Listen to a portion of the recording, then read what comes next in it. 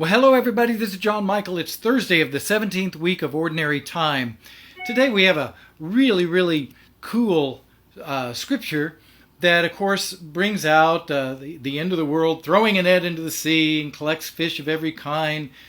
The bad they throw away, the good they keep. And that's about the end of the world. It's also about the continuing spiritual battles and kind of the weeding process that goes on within us. Throwing out the bad fish, keeping the good.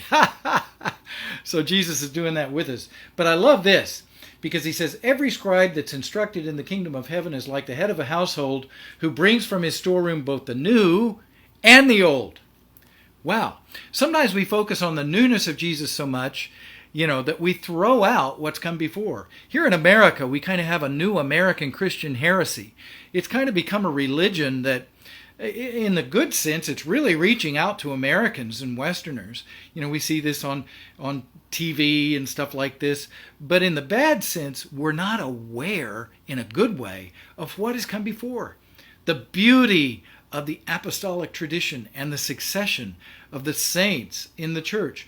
And so I've tried to go out of my way in my life to be very relevant in the now, looking to the future, but I try to build on the old. I've studied the saints. I've studied the monastic movements. I've studied, the renewal movements, Catholic, Orthodox, Protestant, non-denominational. I've studied them. I look at all of them and I wonder at what God is doing.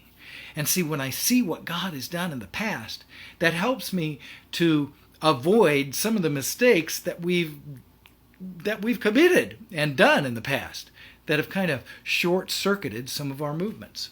So I encourage you to really look at the apostolic teaching of the church. Read the early church fathers. Read about the monastic movements. Read about St. Francis. Read about St. Bernard. The list goes on.